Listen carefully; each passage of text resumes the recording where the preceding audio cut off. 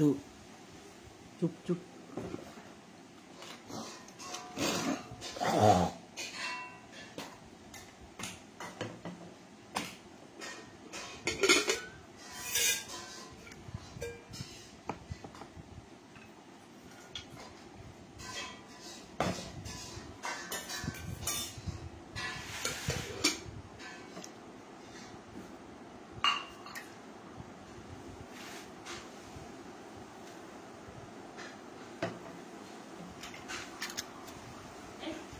ফ্যানটা কমাও, আওয়াজ হচ্ছে তো, বেশি আওয়াজ হচ্ছে এদিকে। ফ্যানটা একদম কমাই দাও।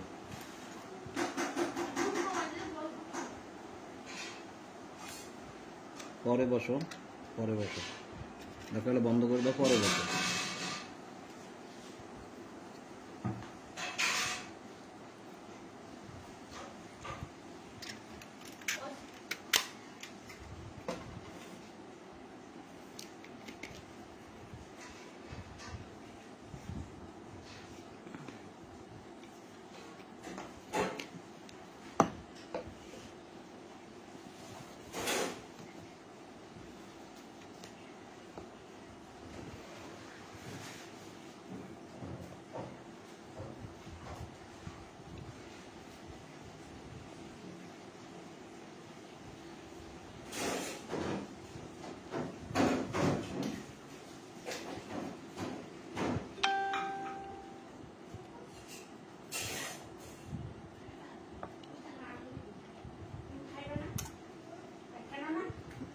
আস্তে আস্তে।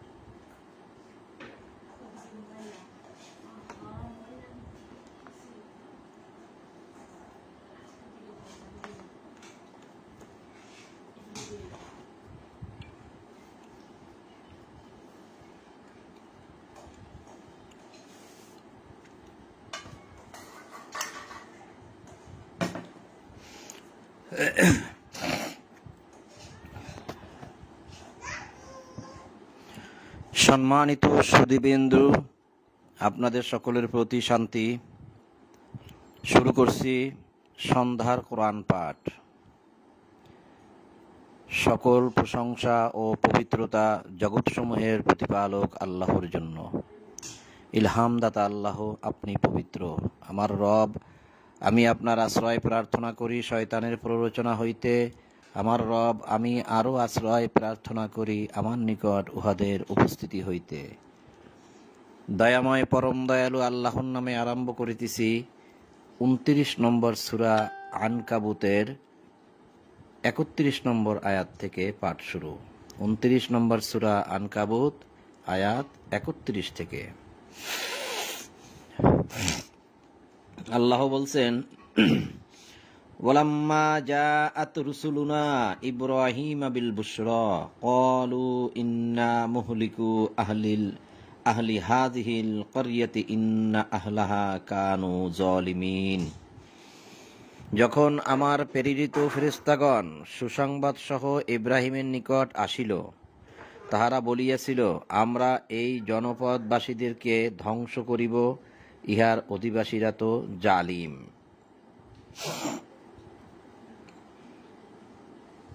ওলাম্মা জাআত রুসুলুনা, যখন আমাদের প্রেরিতগণ সুসংবাদ সহ ইব্রাহিমের নিকট আসিল। তো এখানে ফেরেশতা শব্দটা ভাবার্থে দেওয়া হয়েছে, কারণ আসছে কিন্তু ফেরেশতাই, কিন্তু অনুবাদে ফেরেশতা, কিন্তু আরবিতে কিন্তু এখানে মালাইকা শব্দটি নাই। ওলাম্মা জাআত রুসুলুনা, এই রুসুলুনা মানে আমাদের প্রেরিতগণ বা রসুলগণ, এরকমও বোঝা যায়। তা আসছিল, তার মানে যাদেরকে আল্লাহ পাঠিয়েছিলেন তারা আসছিলেন, তারা হচ্ছেন ফেরেশতা। সুসংবাদ সহ ইব্রাহিমের নিকট আসিয়াছিল। এই সুসংবাদ বলতে ইব্রাহিমের একটি সন্তান হবে, সেই সন্তানের সুসংবাদ নিয়ে আসছিলেন। এবং এই সুসংবাদটা 11 বার আছে আল কোরআনে, অর্থাৎ ইব্রাহিমের সন্তানের সুসংবাদের জন্য 11 বার সুসংবাদ দেওয়া হয়েছে। বিল বুশরা, বুশরা সুসংবাদ নিয়ে আসছিলেন, 11 বার আছে মোট। তাহারা বলিয়েছিল, আমরা এই জনপদবাসীদেরকে ধ্বংস করিব, ইহার অধিবাসীরা জালিম, ইন্না আহলাহা কানু জালিমিন। ক্বালা ইন্না ফিহা লুতান ক্বালু নাহনু আ'লামু বাইনা ফিহা লানুনাজ্জিয়ান্নাহু ওয়া আহলাহু ইল্লাম ইমরাতাহু। ইব্রাহিম বলিল, এই জনপদে তো লূত রহিয়াছে। ক্বালা ইন্না ফিহা লুতন, মানে তার মধ্যে তো লূত আছে। তোমরা যে এই জনপদ ধ্বংস করবে, এখানে তো লূত আছে। হ্যাঁ, লূত একজন নবী রাসূল। উহারা বলিল, সেখানে যা কাহারা আছে তাহা আমরা ভালো জানি। আমরা তো লূতকে ও তাহার পরিবার পরিজনকে রক্ষা করিব, ইল্লাম রাতাহু, তার ইমরাত ব্যতীত, অর্থাৎ তার স্ত্রী ব্যতীত আর সকলকেই আমরা রক্ষা করব যারা ঈমান এনেছিল, আর বাকি সবাইকে কি করব? ধ্বংস করব। তাহলে তার পরিজন বর্গকে রক্ষা করিবই, তাহার স্ত্রীকে ব্যতীত।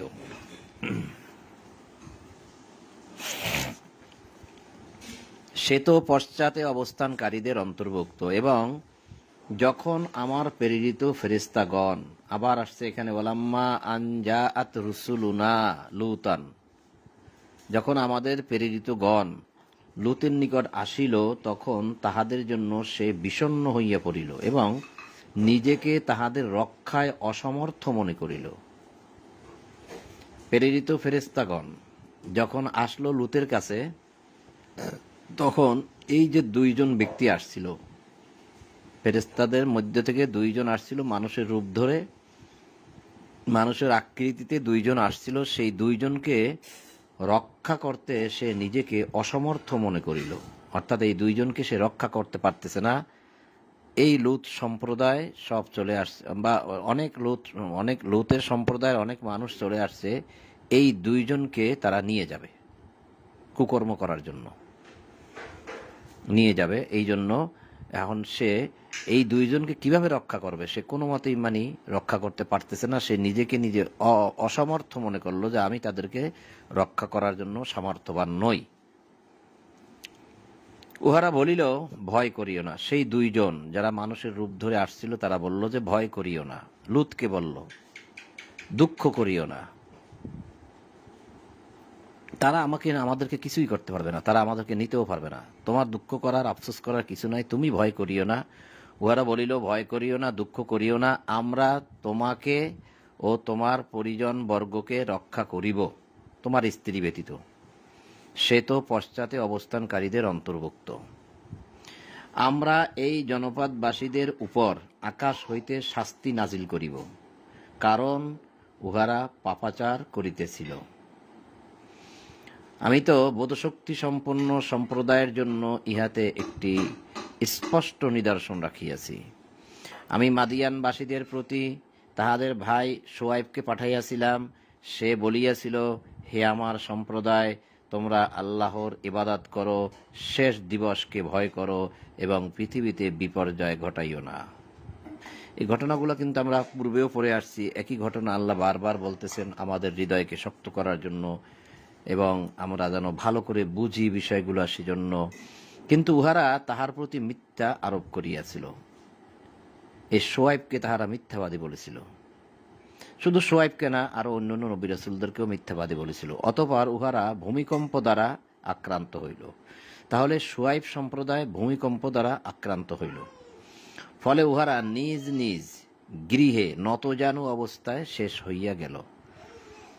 অর্থাৎ ভূমিকম্প যখন আক্রান্ত হইল, তখন তাদের বাড়িঘর তাদের মাথার উপরে পড়ে গেল ভেঙে, তাই নতজানু অবস্থায় শেষ হইয়া পড়ে রইল। এবং আমি আদ ও সামুদকে ধ্বংস করিয়াছিলাম, উহাদের বাড়িঘরই তোমাদের জন্য ইহার সুস্পষ্ট প্রমাণ। তাহলে এই কিতাব যখন নাজিল হয় তখন সেই আদ জাতি এবং সামুদ জাতির কোনো কোনো চিহ্ন সেই সময়ের মানুষ দেখেছে। কারণ এই যে আল্লাহ বলল যে উহাদের বাড়িঘরই তোমাদের জন্য ইহার সুস্পষ্ট প্রমাণ। নাম ধরে ধরে যখন আল্লাহ বলতেছেন এবং বাড়িঘরের কথা বলতেছেন, তখন তো মানুষের বিশ্বাস আনার কথা ছিল, কিন্তু তারপরেও মানুষ বিশ্বাস আনতেছিল না। শয়তান উহাদের কাজকে উহাদের দৃষ্টিতে শোভন করিয়াছিল এবং উহাদেরকে সৎপথ অবলম্বনে বাধা দিয়েছিল, যদিও উহারা ছিল বিচক্ষণ।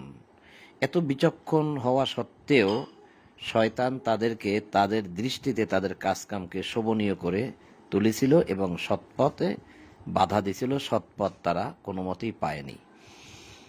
এবং আমি সংহার করিয়াছিলাম কারুন ও ফেরাউন ও হামানকে।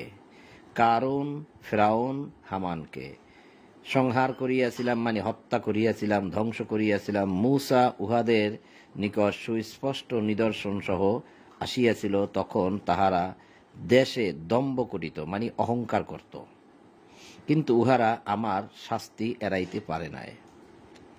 প্রচুরভাবে তারা অহংকার করত, দম্ভ করিত। এখনো আছে, এখনো প্রচুর অহংকারী, প্রচুর প্রচুর দম্ভকারী এখনো আমরা দেখতে পাই, প্রচুর। উহাদের প্রত্যেককেই আমি তাহার অপরাধের জন্য শাস্তি দিয়েছিলাম। উহাদের কাহারও প্রতি প্রেরণ করিয়াছি প্রস্তর সহ প্রচণ্ড ঝটিকা, উহাদের কাহাকেও আঘাত করিয়াছিলাম মহানাদ, কাহাকেও আমি প্রথিত করিয়াছিলাম ভূগর্ভে। যেমন কারুনকে কিন্তু আল্লাহ একদম মানে ভূগর্ভে দাবিয়ে দিয়েছিলেন। এটা কি বলছে যে কাউকে কাউকে ভূগর্ভে প্রথিত করিয়াছিলাম, ভূগর্ভে, এবং কাহাকেও করিয়াছিলাম নিমজ্জিত। যেমন ফিরআউন সম্প্রদায়কে সাগরে নিমজ্জিত করিয়াছিলেন। আল্লাহ তাহাদের প্রতি কোনো জুলুম করেন নাই, তাহারা নিজেরাই নিজেদের প্রতি জুলুম করিয়াছিল। যাহারা আল্লাহর পরিবর্তে অপরকে অভিভাবক রূপে গ্রহণ করে, তাহাদের দৃষ্টান্ত মাকড়সার ন্যায়। যে নিজের জন্য ঘর বানায় এবং ঘরের মধ্যে মাকড়সার ঘরই তো সবচেয়ে দুর্বল, যদি উহারা জানত। মাসালুল্লাযীনা ইত্তাখাযু মিন দুনিল্লাহি আউলিয়া কামাসালিল আনকাবুত। এই সূরাটার নামও কিন্তু আনকাবুত, এখানেও কিন্তু আনকাবুত, এখান থেকে এটার নামকরণ করা হয়েছে সম্ভবত। তো আরবিটা পড়তেছি এই জন্য যে এখানে একটি আউলিয়া শব্দ আছে। এই যে যাহারা আল্লাহর পরিবর্তে অপরকে অভিভাবক রূপে গ্রহণ করে, অভিভাবক রূপে, ওই অভিভাবক শব্দটার আরবিটাই হচ্ছে আউলিয়া। মাসালুল্লাযীনা, মাসালু মানে মেসাল, উদাহরণ, তাদের জন্য যারা গ্রহণ করে, মাসালুল্লাযীনা ইত্তাখাযু, যারা ইত্তাখাযু গ্রহণ করে, মিন দুনিল্লাহি আল্লাহর পরিবর্তে অন্য আউলিয়াকে, মানুষকে আউলিয়া রূপে গ্রহণ করে যারা, অভিভাবক রূপে গ্রহণ করে যারা, বন্ধু রূপে গ্রহণ করে যারা, তাদের মিসাল কামাসালিল আনকাবুত, যেমন মিসাল হচ্ছে মাকড়সার ঘর। ইত্তাখাযাত বাইতান, হ্যাঁ, ওয়া ইন্না আওহানাল বুয়ুতি লা বাইতুল আনকাবুত। ঘরের মধ্যে, পৃথিবীতে যত ঘর, যত গৃহ নির্মাণ হয়, তার মধ্যে সবচেয়ে দুর্বল ঘর হচ্ছে এই মাকড়সার ঘর। আল্লাহ উদাহরণ দিচ্ছে, সবচেয়ে দুর্বল ঘর মাকড়সার ঘর, যে নিজের জন্য ঘর বানায় এবং সে ওই ঘরে কিন্তু বসবাস করে, অর্থাৎ সে ওই ঘরটার মধ্যেই বসে থাকে এবং সেখানে পোকামাকড়ে সে আটকে যায়, তখন সে ওগুলো খায়। লাউ কানু ইয়ালামুন, যদি তারা জানতো। তাহলে আল্লাহ বলছেন যে মাকড়সার ঘর, মাকড়সা নিজেই তৈরি করে, তার ঘরটা সে নিজে থাকার জন্য তৈরি করে, আর পৃথিবীতে যত ঘর আছে সব ঘরের মধ্যে মাকড়সার ঘরটি দুর্বল, অথচ সেই দুর্বল ঘরটাই তৈরি করে কে? মাকড়সা নিজের জন্য। তদ্রূপ যারা মানুষকে আউলিয়া রূপে গ্রহণ করে, আল্লাহ তাদের উদাহরণ দিয়েছে যে তাদের এই আউলিয়ারাও ঠিক ওইরকম মাকড়সার ঘরের মতো দুর্বল। বিন্দু পরিমাণ উপকারও কোনো মানুষকে তারা করতে পারবে না, বিন্দু পরিমাণ উপকারও তারা করতে পারবে না। মাকড়সার ঘর যেমন দুর্বল, এই আউলিয়ারাও ঠিক তদ্রূপ দুর্বল। কিন্তু আউলিয়ার অনুবাদ দেওয়া হয়েছে এখানে অভিভাবক বা বন্ধু, কোথাও কোথাও বন্ধু বা কোথাও সাথী, অভিভাবক।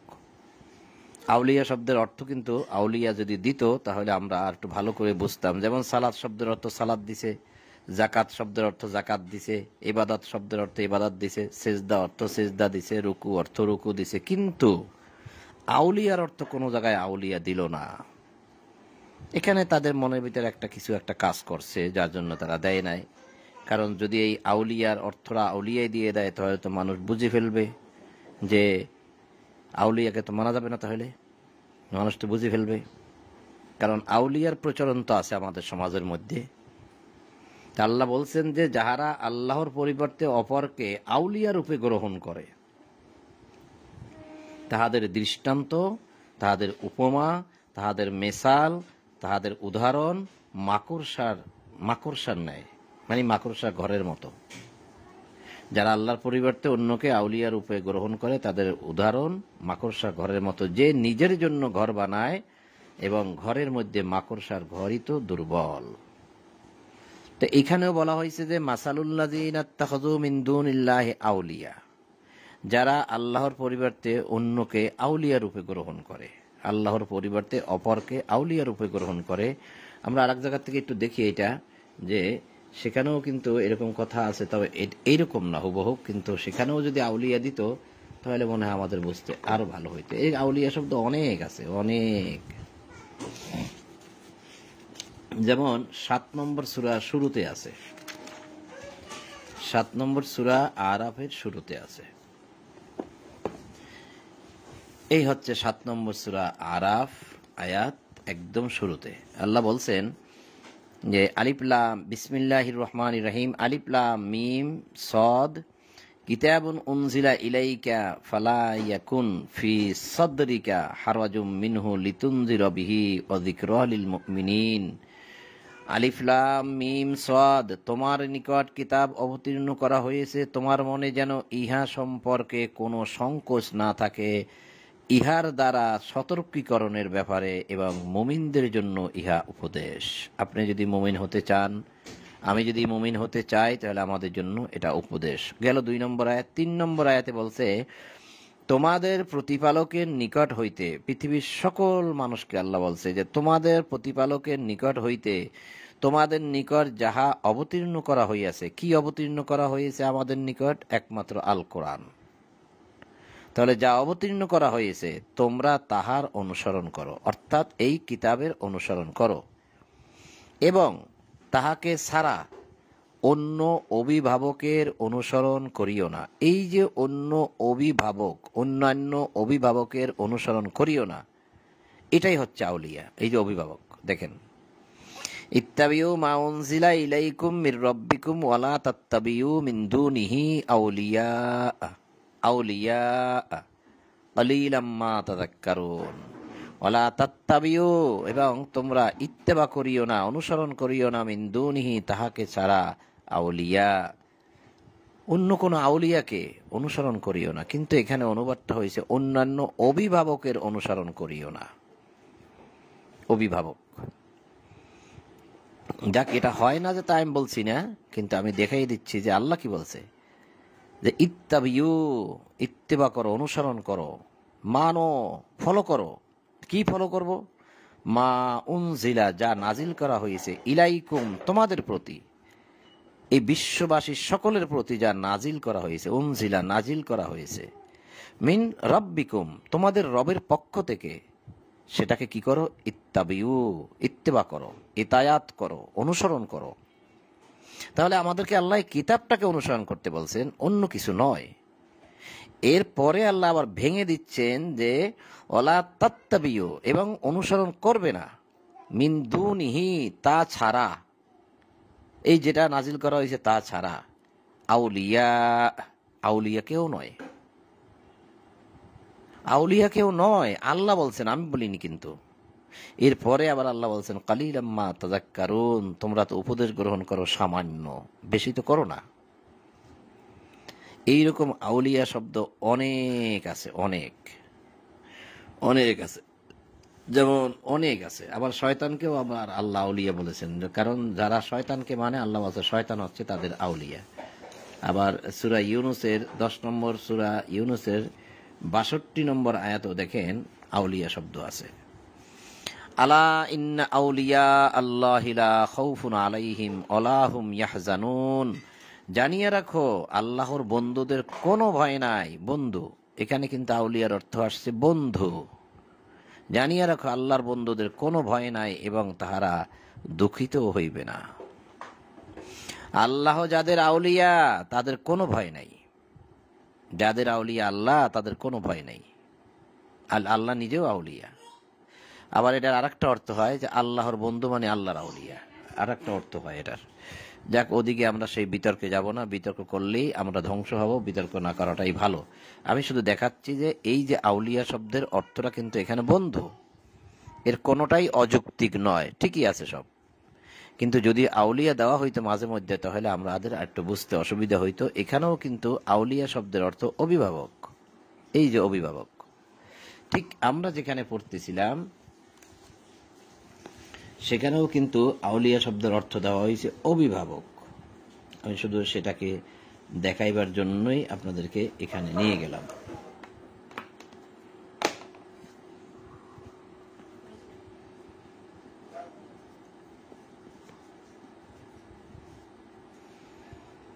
হ্যাঁ, এখানে কোথায় পড়েছিলাম সেটাও তো ভুলে গেলাম। আচ্ছা, এইখানে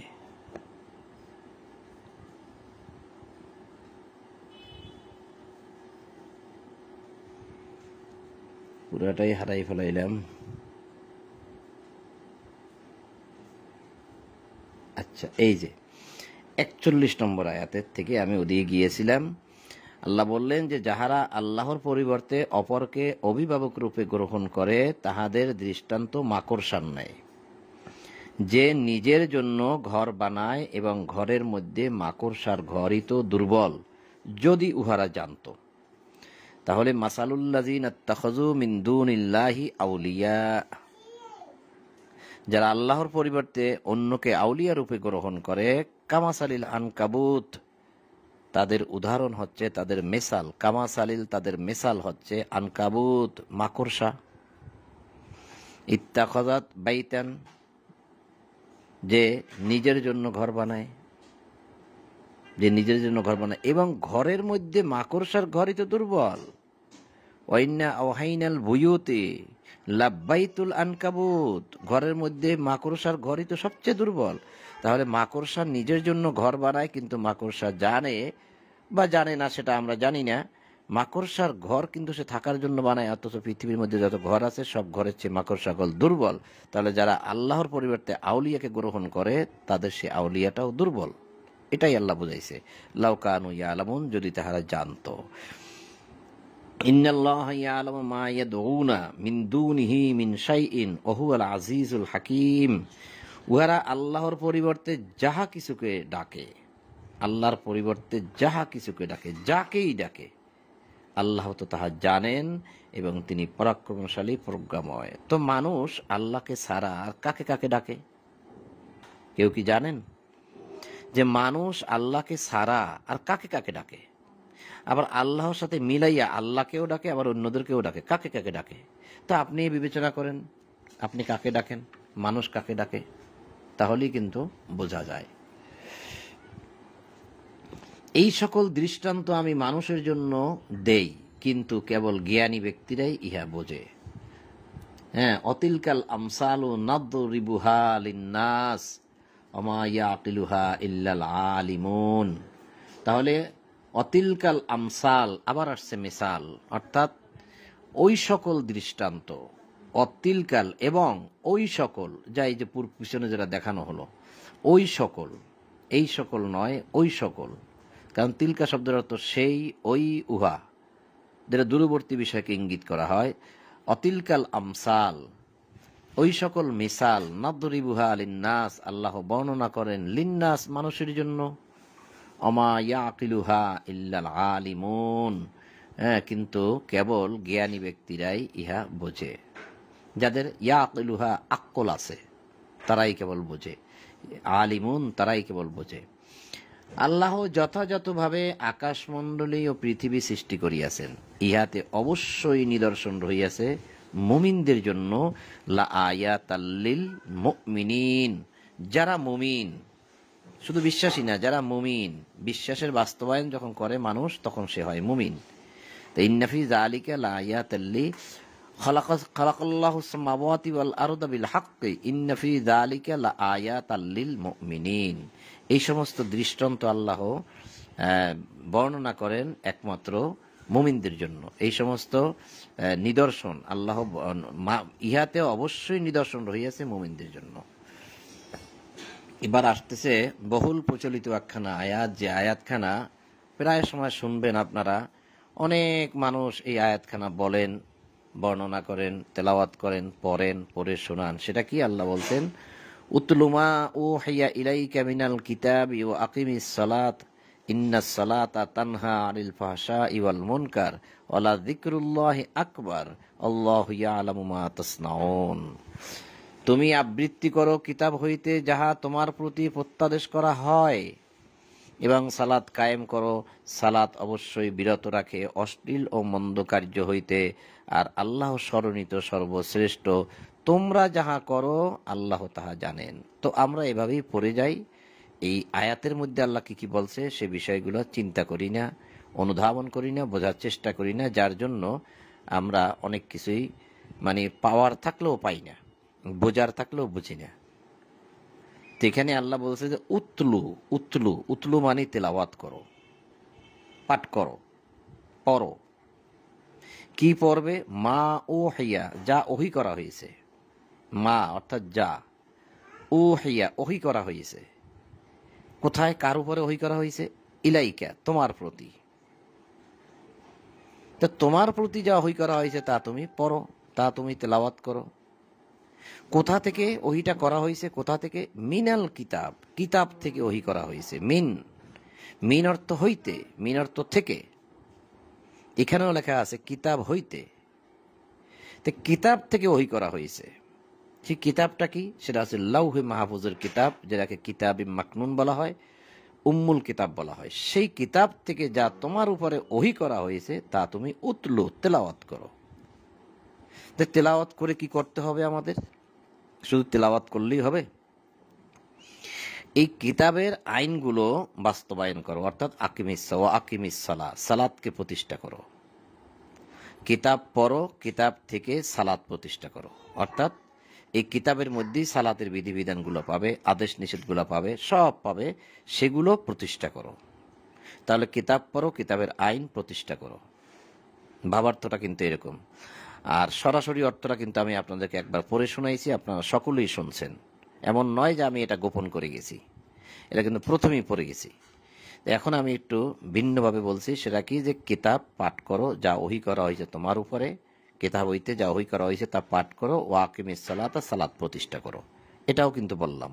তো এখন ভিন্নভাবে বলতে চাচ্ছি কি সেটা, যে কিতাব পাঠ করা হয়েছে সেই কিতাবের আইন বিধানগুলো প্রতিষ্ঠা করো। আকিমিস সালাহ, সালাতকে প্রতিষ্ঠা করো মানে কিতাবের আইনগুলো প্রতিষ্ঠা করো। কোথায় প্রতিষ্ঠা করবে? নিজের মধ্যে, ফ্যামিলির মধ্যে, সমাজের মধ্যে। তো যদি এই আইনগুলো প্রতিষ্ঠা করা হয় তাহলে কি হবে? ইন্নাস সালাতা, নিশ্চয়ই এই সালাত, এই আইন, এই বিধান, এই হুকুম হাকাম, তানহা বিরত রাখবে, আনিল ফাহশাই, ফাহিশা কাজ থেকে, অশ্লীলতা থেকে, অল মুনকার, এবং মুনকার যত রকম মন্দ কর্ম আছে সমস্ত মন্দ কর্ম থেকে বিরত রাখবে। কিতে? ইন্নাস সালাতা, নিশ্চয়ই এই সালাত। তা সালাত যদি আপনি পড়েন তাহলে কি বিরত রাখবে? যত রকম অন্যায় অশ্লীলতা আছে বিরত রাখবে? রাখে না তো, দেখি না তো আমরা। কিন্তু এটা যদি আপনি প্রতিষ্ঠা করেন সমাজের মধ্যে তাহলে কিন্তু ঠিকই বিরত রাখবে।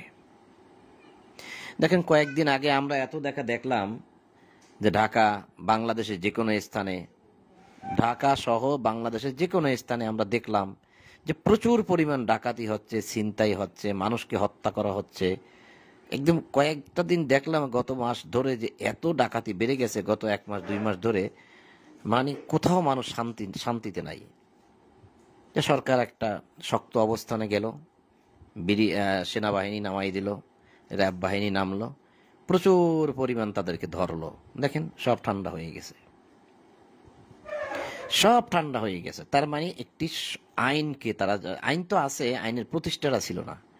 যখন তারা আইনের প্রয়োগটা করলো তখন কিন্তু সব ঠান্ডা হয়ে গেছে। হ্যাঁ, আছে এখনো আনাচে কানাচে, নাই যে তা না, ওগুলোও যদি শক্ত অবস্থানে তারা প্রতিরোধ গড়ে তোলে ওগুলোও সম্ভব। তো এটা হচ্ছে আল্লাহ বলতে চাচ্ছেন যে কিতাব পড়ো, কিতাবের আইন প্রতিষ্ঠা করো। যদি কিতাবের আইন প্রতিষ্ঠা করো তাহলে এই সমাজ থেকে তোমার যত রকম অশ্লীলতা আছে, ফাহিশা কাজ আছে, আনিল ফাহশাই, ফাহিশা কাজ আছে, অল মুনকার, যত রকম মুনকার আছে, মন্দ কাজ আছে, যত রকম মন্দ কাজ আছে সব দূর হয়ে যাবে, কিছু থাকবে না, দুর্নীতি থাকবে না, কারণ ওটা মন্দ কাজ। মানুষকে যখন তখন যেখানে সেখানে আঘাত করা ওটা মন্দ কাজ। দাদু চুপ চুপ, থাকবে না। এবং কাউকে ঘুষ দেওয়া, সুদ খাওয়া, সুদ নেওয়া থাকবে না, সব চলে যাবে, সব মন্দ কাজ। তো আপনি আইনের প্রয়োগ করেন, আল্লাহর কিতাবে যতগুলো আইন দিছে ওই আইনগুলো যদি আপনি প্রয়োগ করেন দেখবেন একটাও থাকবে না। আল্লাহ বলছে যারা জেনা করে তাদেরকে 100 বেত্রাঘাত করো। আল্লাহ বলছে, আমি বলি নাই, আল্লাহ বলছে যে 100 বেত্রাঘাত করো, বেত দিয়ে বাড়ি মারো 100টা, অথবা চাবুক দিয়ে বাড়ি মারো 100টা, সবার সামনে মারতে হবে, সবার সামনে। এই যে 24 নম্বর সূরা নূর আয়াত 2, ব্যভিচারিণী ও ব্যভিচারী, আজ্জানিয়াতু অজ্জানি, আজ্জানিয়াতু অজ্জানি মানে জেনাকার জেনাকারিনী। তাহলে এখানে ব্যভিচারিণী ও ব্যভিচারী উহাদের প্রত্যেককে 100 কষাঘাত করবে। কষাঘাত মানে কোষে আঘাত করবে, কোষে আঘাত, তার মানে বেত্রাঘাত করবে। আল্লাহ এখানে কোনো শর্ত আরোপ করে নাই। কেউ যদি শর্ত আরোপ করে তাহলে আমি বুঝবো যে সে আল্লাহর বিরুদ্ধে চলে গেল। আল্লাহ বলছে ব্যভিচারিণী, সে যে হইবে হোক, শুধুমাত্র আপনার দাসী না হইলেই হয়েছে, দাস দাসী না হইলেই হয়েছে, কারণ সেটা আল্লাহ আলাদা করে বলে দিছে। দাস দাসী না হইলে হয়েছে, দাস দাসীদের জন্য অর্ধেক, তাও বলে দিছে। তাহলে ব্যভিচারিণী, ব্যভিচারী সে যে হইব হোক, উহাদের প্রত্যেককে 100 কষাঘাত করবে। অর্থাৎ তাহলে দেখা যাচ্ছে যারা জেনা করে এখন বর্তমানে ধরা পড়ে, তাদেরকে মানুষ কিভাবে হেনস্থ করে, মারধর করে, কত কিছু করে। আল্লাহ তো বলছে যে না, তাদেরকে ধরে আনো, এনে তাদেরকে সমাজে দাঁড় করাও, এনে 100 কষাঘাত করো। আল্লাহর বিধান কার্যকর করণে উহাদের প্রতি যেন তোমাদেরকে দয়া যেন তোমাদেরকে প্রভাবান্বিত না করে, যদি তোমরা আল্লাহ পরকালে বিশ্বাসী হও। আর মুমিনদের একটি দল যেন উহাদের শাস্তি প্রত্যক্ষ করে, মুমিনদের একটি দল উহাদের শাস্তি যেন দেখে। তাহলে এটা দিতে হবে জনগণের সামনে। তা আজকে মনে করেন একজনকে যদি এরকমভাবে 100 কষাঘাত করে, কালকে আর একজনকে আর এক জায়গায় এরকম 100 কষাঘাত করে, পরশু আর এক জায়গায় করে, তাহলে কি এটা থাকে? কারণ সবাই যে দেখতেছে যে এই কাজটা যদি আমি করি তাহলে তো আমি ধরা পড়ে যাব, আর আমাকে এরকমভাবে 100 বেত্রাঘাত করবে। তো বিধান তো আল্লাহ দিয়ে দিল, তো এই বিধানটা আপনি প্রয়োগ করেন সমাজে, তাই তো হয়ে গেল। তাহলে তো সমাজ থেকে ফাহিশা কাজ চলে গেল। তা আল্লাহ যে বললেন এখানে, আল্লাহ যে বললেন যে ইন্নাস সালাতা তানহা আনিল ফাহশাই ওয়াল মুনকার, এই ফাহিশা কাজ চলে যাবে, অশ্লীলতা চলে যাবে, ইফটিজিং চলে যাবে। আর যদি বলেন যে এই যারা এই ধর্ষণ করে, ধর্ষণ কিন্তু এই জেনার ভিতরে পড়বে না, ফাহিশা কাজের মধ্যে পড়বে না, কারণ সেটা আর একজনের ইচ্ছার বিরুদ্ধে হস্তক্ষেপ করা, সেটা দ্বারা সমাজের মধ্যে উচ্ছৃঙ্খলা তৈরি করা, বিশৃঙ্খলা তৈরি করা, সমাজের মধ্যে ফাসাদ সৃষ্টি করা, ত্রাস সৃষ্টি করা। কারণ ওটা শক্তি প্রয়োগের মাধ্যমে ওটা করা হয়, এটা সবাই করে না, এটা জোরপূর্বক করে। হ্যাঁ, যারা এরকম কাজ করবে তাদেরকে কিন্তু সূরা মাইদার 33 নম্বর আয়াতে অনুযায়ী তাদেরকে হাত এবং পা কাটতে হবে, এবং তাদেরকে হত্যা করতে হবে, এবং তাদেরকে ক্রুশবিদ্ধ করতে হবে, অথবা তাদেরকে দেশ হইতে বহিষ্কার করা হবে। 4টে অপশন রাখছে আল্লাহ সূরা মাইদার 33 নম্বর আয়াতে।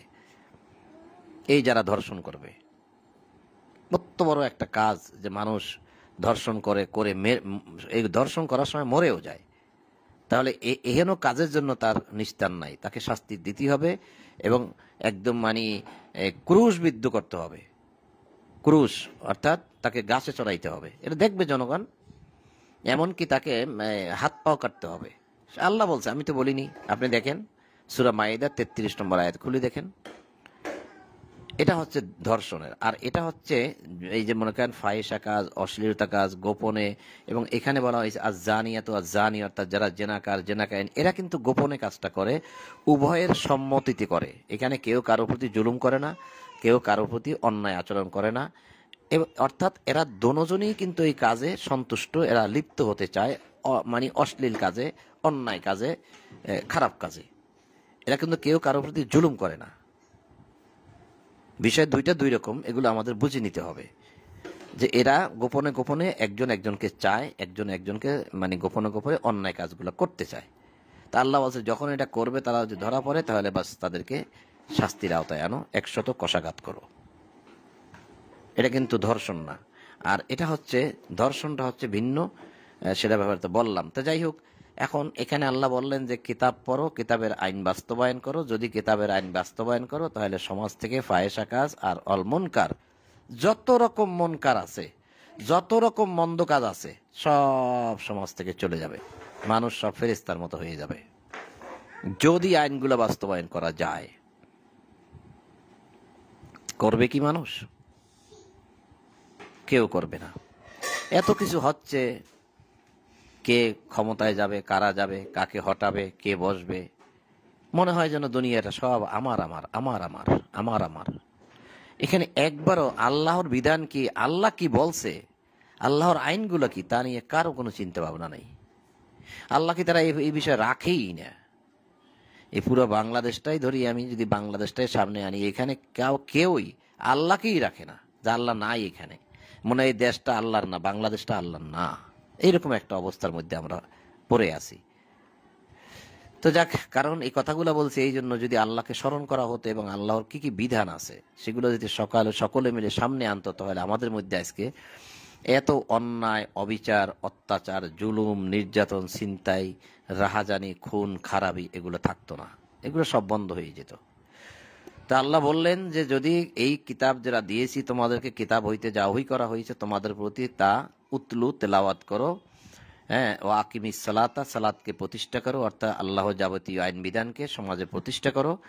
ইন্নাস সালাতা, নিশ্চয়ই সালাত, তানহা আনিল ফাহশাই ওয়াল মুনকার, বিরত রাখবে সমস্ত ফাহেশা, অশ্লীলতা ও মন্দ কাজ থেকে। ওয়ালা যিকরুল্লাহি আকবার, ওয়ালা যিকরুল্লাহি হি আকবার, আল্লাহর স্মরণই উত্তম, আল্লাহর স্মরণই শ্রেষ্ঠ, আল্লাহর স্মরণই বড়, আল্লাহর স্মরণই উত্তম, আল্লাহর স্মরণই মহত্তর। কয়েক রকম বলা যায়, কারণ আকবার শব্দের অর্থ কয়েকটা, অনেকগুলো অনুবাদ আছে আকবার শব্দের অর্থ। একটা অনুবাদ আছে বৃহৎ, তা এখানে অনুবাদ দেওয়া আছে। আর আল্লাহর স্মরণই তো সর্বশ্রেষ্ঠ। এখানে সর্বশ্রেষ্ঠ এভাবে না বলে আল্লাহ, ওয়ালা যিকরুল্লাহ, আল্লাহ স্মরণ, আকবার শ্রেষ্ঠ বা আল্লাহ স্মরণ বড়। এটা কিন্তু আপনাকে আমাকে আল্লাহ বলতে বলেনি, এটা আল্লাহ বলতেছেন যে তোমরা যদি এইগুলা কথাগুলাকে স্মরণে রাখো, যে কথাগুলো এখানে বলা হয়েছে এগুলো যদি তোমরা স্মরণে রাখো, তাহলে এটা তোমাদের জন্য হবে সবচেয়ে বড় পাওয়া। এটাই তোমাদের জন্য হবে সবচেয়ে বড় পাওয়া। এর চেয়ে বড় পাওয়া আর তোমাদের জন্য কিছু থাকতে পারে না। আল্লাহু ইয়ালামু মা তাসনাউন, আর তোমরা যাহা করো আল্লাহ তা জানেন। এখন তোমরা কি আল্লাহকে স্মরণ করলে, অর্থাৎ এই আইনগুলোকে কি সমাজের মধ্যে বাস্তবায়ন করলে? আল্লাহ তোমরা যাহা করো, এখন তোমরা এটা করলে কি করলে না, আল্লাহ তা জানেন। আল্লাহু ইয়ালামু, আল্লাহ তা জানেন, মা তাসনাউন, যা তোমরা করে থাকো। এখন তোমরা কি করলে কি করলে না, আল্লাহ কিন্তু তা সব দেখতেছেন। পৃথিবীতে এত বিপর্যয়, এত মানুষের প্রতি জুলুম, এত অবিচার, এত হত্যাযজ্ঞ, কিন্তু আল্লাহর সাহায্য আমরা দেখতে পাচ্ছি না। কেন দেখতে পাচ্ছি না? কেন? কারণটা কি? কারণ কি তোমাদেরকে কিতাব দেওয়া হয়েছে না? তোমরা কি কিতাবের আইন কেউ বাস্তবায়ন করতেছো? কোনো জায়গায় করতেছো? পৃথিবীর কোনো একটা স্থানে কি কিতাবের আইন বাস্তবায়ন আছে? নাই। উত্তর হচ্ছে নাই। আপনি বলবেন সৌদি আরবে আছে, তাও নাই। ওই হাত কাটে, হাত ওইভাবে কাটতে আল্লাহ বলছে। আপনি বলবেন হুমা, যে চোর এবং চোরের হাত কেটে দাও, কিন্তু ওইভাবে আল্লাহ যা বলছেন সেটা কি ওইভাবে? আপনি কিতাবের সাথে মিলান, দেখবেন সেটাও মিলবে না। তো সেটার একটা ব্যাখ্যা বিশ্লেষণ আল্লাহ করে দিয়েছেন, তা অনেক বড়। সে অনেকগুলো আয়াত আবার দেখাইতে হবে, তারপরে সেটা বুঝে আসবে। সেই জন্য ওখানে যাব না। তো সৌদি আরবের একটা বিষয়ে মানুষ প্রায় সময় উদাহরণ দিয়ে থাকে যে সৌদি আরবে আছে, কি আছে? একটা আইন আছে। একটা আইন, কি আইন? ওই চোরের হাত কাটে। আমি দেখতে পাচ্ছি ওই একটা আইন, তো তাও নাই, ঠিক মতো নাই। এখন তো সৌদি আরবের মধ্যে অনেক কিছু চালু হয়ে গেছে, সেদিকে আমি যাব না, শুধু দেখাই দিলাম। তার আছে কোথায়? আল্লাহর এই আইনগুলো পৃথিবীর কোন স্থানে বাস্তবায়িত হয়েছে? তা যদি নাই হয়ে থাকে, তাহলে আল্লাহ সাহায্য কেন করবেন? কাকে করবেন বলুন তো? কাকে করবেন আল্লাহ সাহায্য? আবার আল্লাহ বলছে, আমি মানুষকে এক দল দ্বারা আর এক দল দ্বারা প্রতিহত করি। আরো সামনে আনো, এখানে আনো, এখানে নিয়ে আসো, খুব কাছে নিয়ে আসো, এখানে। হ্যাঁ, নিয়ে আসো, ছেড়ে দাও যেন এখানে আসতে পারে।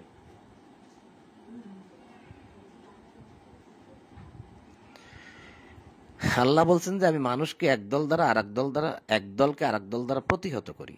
আমরা 22 নম্বর সূরা হজের 39, 40, 41 নম্বর আয়াতে দেখেছি। তো এখন কি মানুষ কি প্রতিহত করে? অর্থাৎ আপনাকে আমাকে যারা মারে, হত্যা করে, কই অন্য দল কি প্রতিহত করে? করে না। কি করে? নামাজ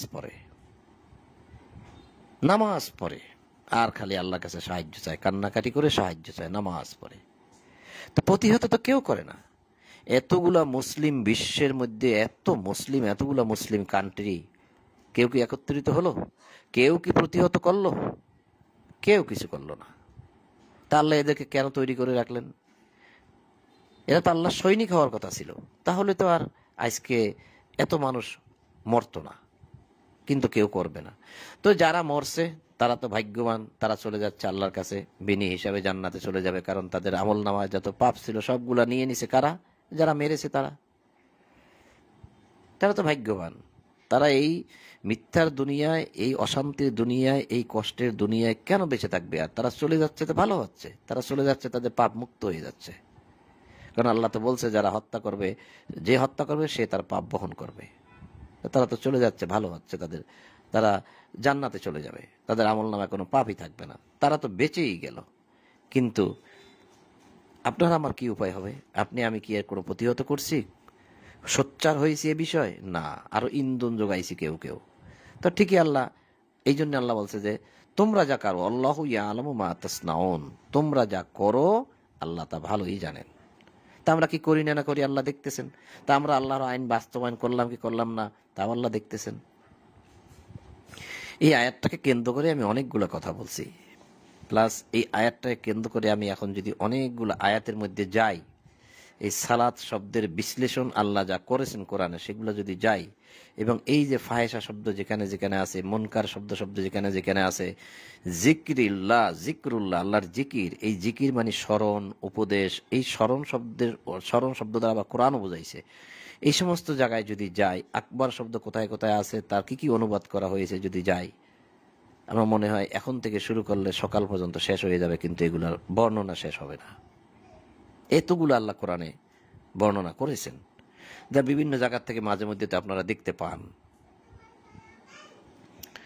তো যাই হোক, এদিকে আর নাই গেলাম। মোট এখন সামান্য একটুখানি একবার টাচ দিয়ে সামনে চলে যাই। আল্লাহ বলছেন যে তুমি আবৃত্তি করো কিতাব হইতে, উতলু, তেলাওয়াত করো, মা উহিয়া ইলাইকা, যা তোমার প্রতি ওহী করা হয়েছে তা উতলু, তেলাওয়াত করো, আবৃত্তি করো, পাঠ করো, মিনাল কিতাব, কিতাব থেকে যা তোমার প্রতি ওহী করা হয়েছে, অর্থাৎ উম্মুল কিতাব থেকে। ওয়াকিমিস সালাহ, এবং সালাতকে প্রতিষ্ঠা করো। ইন্নাস সালাতা, নিশ্চয়ই সালাত, তানহা আনিল ফাহশাই ওয়াল মুনকার, নিশ্চয়ই সালাত তানহা, বিরত রাখবে, আনিল ফাহশাই ওয়াল মুনকার, বিরত রাখে ফাহেসা কাজ থেকে, মন্দ কাজ থেকে। ওয়ালা জিকরুল্লাহি আকবার, এবং আল্লাহ স্মরণই সর্বোত্তম। আল্লাহু ইয়ালামু মা তাসনাউন, তোমরা যা করো আল্লাহ তা জানেন। তোমরা উত্তম পন্থা ব্যতীত কিতাবীদের সঙ্গে তর্ক করিবে না। উত্তম পন্থা ব্যতীত, হিয়া আহসান বলা হয়েছে।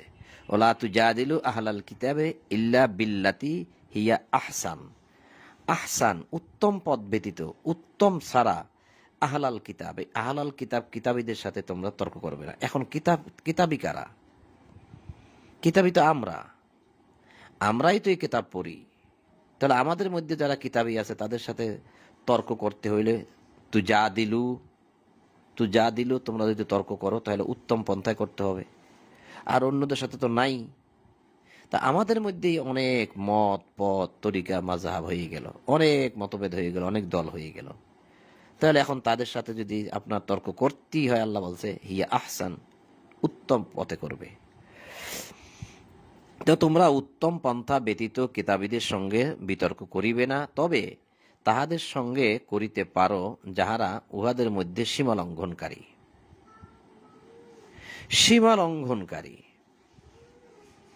তাদের বিষয়টা, তার মানে সীমালঙ্ঘনকারী, তার মানে জলামু ইল্লাল্লাযিনা জলামু, তাদের মধ্যে যারা জুলুমকারী।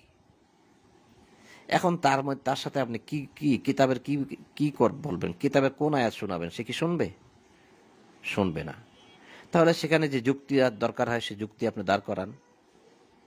আর উত্তম পথ হচ্ছে কিতাব, কারণ সে তো কিতাবের কথা শুনবে না, কারণ সে তো সীমালঙ্ঘনকারী, সে তো জুলুমবাজ। তারা কি বলে আমাদের প্রতি তোমাদের প্রতি যাহা অবতীর্ণ হইয়াছে তাহাতে আমরা বিশ্বাস করি, এবং আমাদের ইলাহ তোমাদের ইলাহ তো একই, এবং আমরা তাহারই প্রতি আত্মসমর্পণকারী। তাহলে উত্তম পন্থা ব্যতীত কিতাবীদের সাথে তোমরা তর্ক করবে না। এই কিতাবী কারা? তাদের পরিচয় দিচ্ছে আল্লাহ। কিতাবীদের মধ্যে কারা? যারা বলে আমাদের প্রতি তোমাদের প্রতি যাহা অবতীর্ণ হয়েছে তাহাতে আমরা বিশ্বাস করি, এবং আমাদের ইলাহ তোমাদের ইলাহ তো একই, এবং আমরা তাহারই প্রতি আত্মসমর্পণকারী, অর্থাৎ লাহু মুসলিমুন ও নাহনু লাহু মুসলিমুন। নাহনু অর্থাৎ আমরা, লাহু মানে তার প্রতি, মানে আল্লাহর প্রতি, মুসলিমুন মানে আত্মসমর্পণকারী। তাহলে এই কথা যারা বলে তাদের সাথে তোমরা উত্তম পন্থায় তর্ক করবে। যে তর্কই তোমাদের করতে হোক না কেন, মন্দ পথে একদম যাবে না। ইল্লাল্লাযিনা যালামু, তবে ব্যতিক্রম কেবল এইটা যে যারা জুলুম তারা ব্যতীত, তারা ব্যতীত। কারণ তাদেরকে যারা জুলুমবাজ, সমাজের মধ্যে ত্রাস সৃষ্টি করে, সন্ত্রাসী কর্মকাণ্ড করে, অন্যায় করে, জুলুম করে, মানুষের কাছ থেকে সব ছিনিয়ে নেয়, আরো কত কিছু বলা যায়, এরা সব জুলুমকারী। এদেরকে আপনি ধর্মের দোহাই দিবেন, সুন্দর সুন্দর কথা বলবেন যে ভাই আসেন দুইটা কথা শোনেন, আল্লাহর একটি আয়াত আপনাকে পাঠ করে শোনায়, সে বলবে এগুলো তুমি পড়ো, আগে আমাকে তোমার হাতে যা আছে, পকেটে যা আছে সব আমাকে দিয়ে দাও, তারপর তুমি বসে বসে পড়ো। আপনি তার সাথে এই কিতাবের কথা বলে পারবেন না। আল্লাহ কিন্তু এখানে ভাগ করে রেখে দিয়েছেন যে ওলা তুজাদিলু আহলাল কিতাবে ইল্লা বিল্লাতি হিয়া আহসান। যারা কিতাবী, আহলাল কিতাব, যারা কিতাবের আহাল, কিতাবের অধিবাসী, যারা কিতাব পড়ে, কিতাব ধারণ করে রেখেছে, তাদের সাথে যখন তোমরা কথা বলবে তখন সুন্দর পন্থায় কথা বলবে। ইল্লাল্লাযিনা যালামু, তবে ব্যতিক্রম কেবল এই যারা যালামু, তারা ছাড়া। তাদেরকে তোমার এই সুন্দর সুন্দর কথা বলে লাভ নাই। তো এই মানুষের মধ্যে যারা বলে যে ওয়াকুলু আমান্না বিল্লাযী উনজিলা ইলাইনা, তারা বলে যে আমান্না, আমরা বিশ্বাস করি যা আমাদের প্রতি নাজিল হয়েছে, ওয়া উনজিলা ইলাইকুম, যা তোমাদের উপর নাজিল করা হয়েছে তাতেও আমরা বিশ্বাস করি, ওয়া ইলাহুনা ওয়া ইলাহুকুম ওয়াহিদ, এবং তোমাদের ইলাহ আমাদের ইলাহ এক, ওয়া নাহনু লাহু মুসলিমুন, এবং আমরা তারই প্রতি মুসলিম, আত্মসমর্পণকারী। তাদের সাথে তোমরা আহসান, উত্তম পন্থায় তর্ক করবে। আল্লাহ আদেশ করলেন, এইভাবে আমি তোমার প্রতি কোরআন অবতীর্ণ করিয়াছি, এবং যাহাদেরকে আমি কিতাব দিয়েছিলাম তাহারা ইহাতে বিশ্বাস করে। তা পূর্বে যাদেরকে কিতাব দিয়েছিলেন আল্লাহ, সেই কিতাব যারা পড়েছে তারা কিন্তু এই কিতাবে বিশ্বাস করে, আর ইহাদেরও কেহ কেহ ইহাতে বিশ্বাস করে। কেহ অস্বীকার করে না আমার নিদর্শনাবলী কাফির সারা, ইল্লাল কাফিরুন বিআয়াতিনা, আমাদের আয়াতগুলাকে কেউ অস্বীকার করে না, ইল্লাল কাফিরুন, এই কাফের ছাড়া আর কেউ অস্বীকার করে না। তুমি তো ইহার পূর্বে কোনো কিতাব পাঠ করো নাই। রাসূলুল্লাহকে আল্লাহ বললেন যে নবী, হে রাসূল, তুমি তো ইহার পূর্বে কোনো কিতাব পাঠ করো নাই। 40 বছর বয়স পর্যন্ত তার কাছে কোনো কিতাব ছিল না। এটা তার যে বয়স 40 বছরে তার প্রতি ওহী হয়েছে বিষয়টা কিন্তু আমরা আসলে জানি না, লোকমুখে শুনি, অনেকেই বলে, সেটা বলছি, দলিল নাই আমার কাছে। তাহলে 40 বছর পর্যন্ত তিনি কোনো কিতাব পড়ে নাই, আল্লাহ বলছেন। 40 বছর বয়সে যদি তার কাছে এই ওহীটা 40 বছর বয়সী যদি হয়ে থাকে, তাহলে সে সেই সময় থেকে পড়তেছে। আরো আগে থেকে যদি এই কিতাব এসে থাকে তাহলে আগে থেকে পড়তেছে। 40-এর পরে যদি আসে তাহলে 40-এর পরে পড়তেছে। তাহলে রাসূলুল্লাহ এর পূর্বে কোনো কিতাব পড়ে নাই, আল্লাহ ঘোষণা করতেছেন। আল্লাহ তো মিথ্যা বলবেন না। তা তুমি তো ইহার পূর্বে কোনো কিতাব পাঠ করো নাই এবং স্বহস্তে কোনো কিতাব লিখো নাই। তার মানে তুমি কোনো কিতাব রচনাও করো নাই। মিন কিতাবিন, তুমি কোনো কিতাব লেখোও নাই, পড়ো নাই। স্বহস্তে কোনো কিতাব লিখো নাই যে মিথ্যাচারীরা সন্দেহ পোষণ করবে। তার মানে এটা কিন্তু বিশাল একটা ব্যাপার। আবার আল্লাহ বলছেন যে তুমি জানতে না যে কিতাব কি, ঈমান কি, তাও তুমি জানতে না। তুমি ছিলে এতিম, তুমি ছিলে নিঃস্ব, সে কথাও আল্লাহ বলছে। তাহলে মিথ্যাবাদীরা যারা আজকে রাসূলুল্লাহর প্রতি কিতাব নাজিল হয়েছে যাতে তারা সন্দেহ করে, সেই সময়ের লোকেরাও তো সন্দেহ করেছে। তারা মিথ্যাবাদী বলেছে এবং জাদুকর বলেছে, আরো কত কত কত কিছু বলেছে, পাগল বলেছে। কিভাবে তারা করতে পারে? তুমি তো তাদের মধ্যে বসবাস করতেছিলে, তুমি তো সারাটা জীবন কোনো লেখাপড়া করো নাই, কোনো কিতাব পড়ো নাই, কোনো কিতাব নিজের হাতে লেখো নাই, তারা তো এটা জানে। তুমি তো তাদের মধ্যেই বড় হয়েছো। তুমি ছিলে এতিম, তোমার ছিল না কোনো বাপ, ছিল না কোনো মা, কিছুই ছিল না। তার বুঝেই দেখেন যে যার বাপ মা নাই, কিছু নাই, সে লেখাপড়াও করে নাই, সম্পদও ছিল না, এতিম ছিল, তো তার তো কিছুই ছিল না। তাহলে এই সমস্ত মানুষ, এরকম মানুষ যদি গ্রামের মধ্যে কেউ না কেউ থাকে, আর হুট করে যদি সে কোনো একদিন বলে ওঠে যে আমার প্রতি কিতাব নাজিল হচ্ছে, এই শোনো আমি কি বলি। পূর্বযুগের ইতিহাস, পূর্বযুগের নবী রাসূলদের ইতিহাস সে সব পটাপট পটাপট বলতেছে। এবং সে বলতেছে দুই দরিয়ার কথা, যে দরিয়া এক দরিয়া আর এক দরিয়ার পানি মিশে না, নোনা পানি লবণাক্ত পানির কথা বলতেছে। বিজ্ঞানের কথাগুলো তার মুখ থেকে বের হয়ে যাচ্ছে। আকাশ জমিন, সপ্ত আকাশ, সব কিছু বলতেছে তার মুখ থেকে। এই ধারাবাহিকভাবে এই কিতাবের এই কথাগুলা যখন তার মুখ থেকে বের হচ্ছে, তাহলে যারা চিন্তাশীল তারা বিষয়টা মাথায় নিয়েছে যে আসলেও তো এ তো আমাদের সাথেই বড় হয়েছে সারাটা জীবন, তো এ তো কোনোদিন কিতাব পড়ে নাই, লেখাপড়াও করে নাই, এগুলো বলে কেমনে? নিশ্চয়ই তার প্রতি ওহিয়া, ওহি হচ্ছে। উতলুমা ওহিয়া, ওহি, ঐশী জ্ঞান, স্রষ্টার পক্ষ থেকে ওহি আসতেছে, মানে অদৃশ্য জ্ঞান আসতেছে। তাছাড়া সে তো আমাদের সাথেই ছিল, সে তো কিছু লেখাপড়া করে নাই। এত বিজ্ঞানের কথা বলা কথাগুলো এবং সুস্পষ্ট আরবি ভাষায়, সুস্পষ্ট আরবি ভাষায় কিভাবে বলে? কারণ এই কোরআন হচ্ছে বিশুদ্ধ আরবি ভাষা, মানুষের চলতি ভাষায় নয়। আপনি আমি যেরকম কথাই বলি না কেন, যে ভাষায় ব্যবহার করি না কেন, দেখেন আপনার ভাষার মধ্যে মিশ্র ভাষা আছে, কিন্তু কোরআন হচ্ছে বিশুদ্ধ আরবি ভাষা, একদম শুদ্ধ ভাষা, উঁচু মানের ভাষা।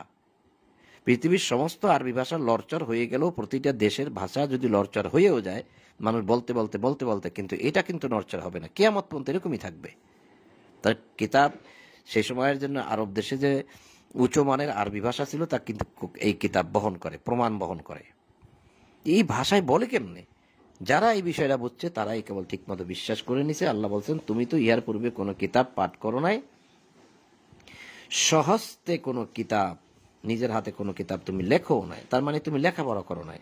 কোনো বই পুস্তকের মধ্যে সরিয়া সরিয়া রশ্মি দীর্ঘি আলিফ বা তা সা জিম হা খা লিখতে হবে, তুমি লেখো নাই, তুমি কিছু জানতে না। হ্যাঁ, তাহলে মিথ্যাচারীরা কেন সন্দেহ পোষণ করে তোমাকে নিয়ে? বরং যাহাদেরকে জ্ঞান দেওয়া হয়েছে বস্তুত তাহাদের অন্তর ইহা স্পষ্ট নিদর্শন। তাদের অন্তরে কিন্তু এটা স্পষ্ট, যাদেরকে জ্ঞান দেওয়া হয়েছে, যারা এই বিষয়টা নিয়ে চিন্তা ভাবনা করে। কেবল জালিমরাই আমার আয়াতকে অস্বীকার করে। বি আয়াতিনা ইল্লা জালিমুন, আর এখানে আমরা দেখেছি বি আয়াতিনা ইল্লাল কাফিরুন। তা যারা আয়াত অস্বীকার করে তারা কাফের, যারা আয়াত অস্বীকার করে তারা জালিম। তাহলে জালিম আর কাফের একই। সূরা বাকারা 254 নম্বর আয়াতে আল্লাহ বলছে যারা জালিম তারাই কাফের।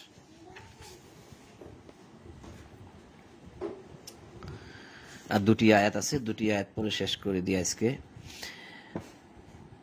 উহারা বলে তাহার প্রতিপালকের নিকট হইতে তাহার নিকট নিদর্শন প্রেরিত হয় না কেন?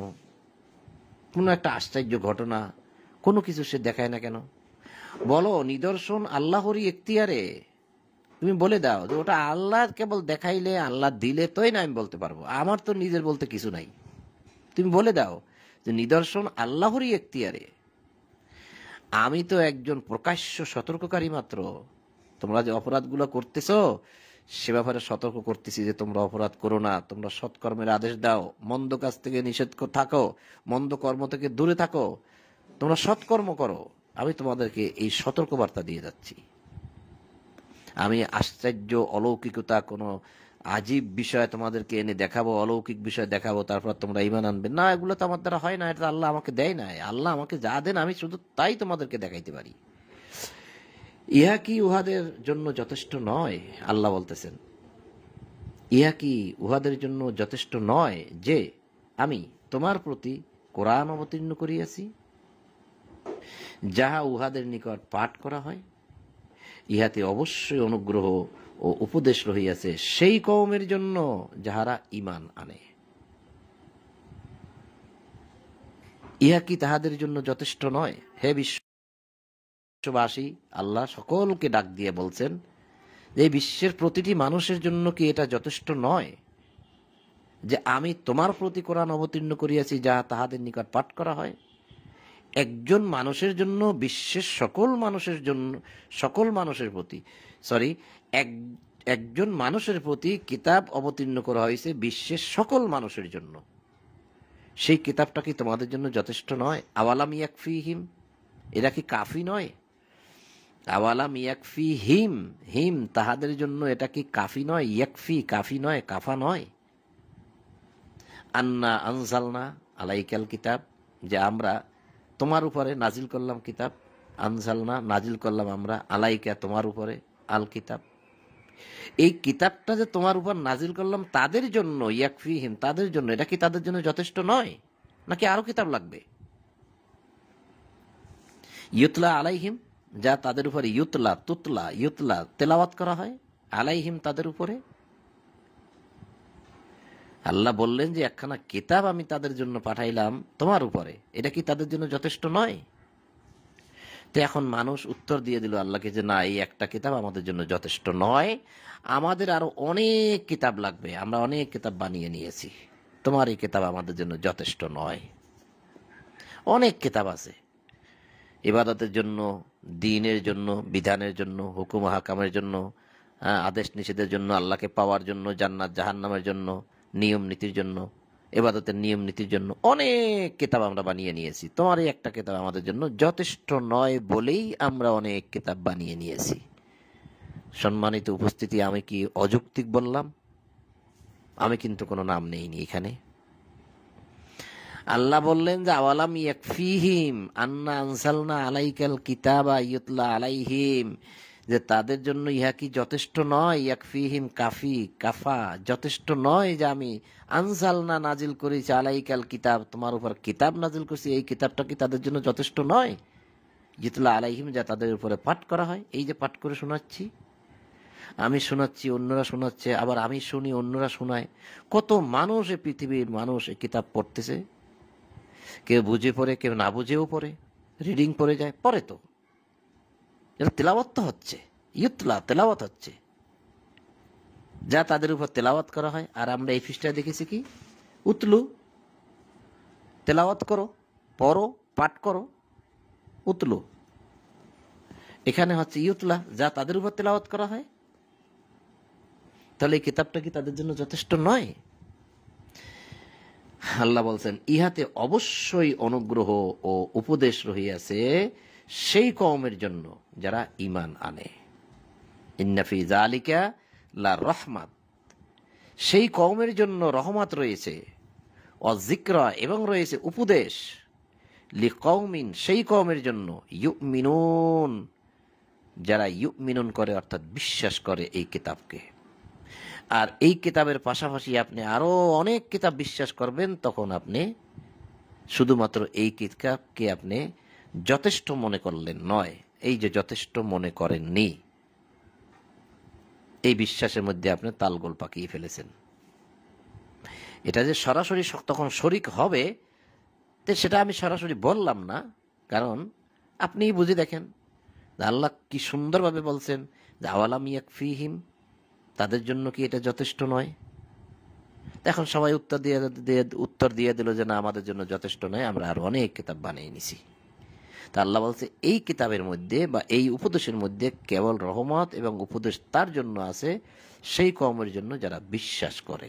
তা আমি যদি বিশ্বাস করি যে একটি মাত্র কিতাব আপনার আমার প্রতি, আপনার আমার জন্য আল্লাহ নাজিল করেছে, তাহলেই কেবল এই রহমত এবং উপদেশ আমরা পাব, তাছাড়া নয়। আর আল্লাহ কিতাবের মধ্যে শুরুতে বলছে, একদম আলিফ লাম মিমের শুরুতে বলছে, এই যে আলিফ লাম মিম, যালিকাল কিতাবুল লা রাইবা ফিহি হুদাল লিল মুত্তাকিন আল্লাযীনা ইউমিনুনা বিল গায়বি ওয়া ইয়াকিমুনাস সালাতা ওয়া মিম্মা রাযাকনাহুম ইউনফিকুন। এই 3 নম্বর আয়াত শেষ। 4 নম্বর আয়াতে বলছে আল্লাযীনা ইউমিনুনা বিমা উনজিলা ইলাইকা, হে রাসূল তোমার উপরে যা নাজিল করা হয়েছে তাতে যারা বিশ্বাস করে। তোমার উপরে তা রাসূলের প্রতি কি নাজিল করা হয়েছে? এই কিতাবখানা। ওমা উনজিলা মিন ক্বাবলিকা, এবং পূর্বেও কিতাব নাজিল করা হয়েছিল, সেগুলোও যারা বিশ্বাস করে। তাহলে এই কিতাব আর পূর্বের কিতাব, অবিল আখিরাতহুম ইউকিনুন, এবং আখিরাতকে যারা ইয়াকিন করে মানে বিশ্বাস করে।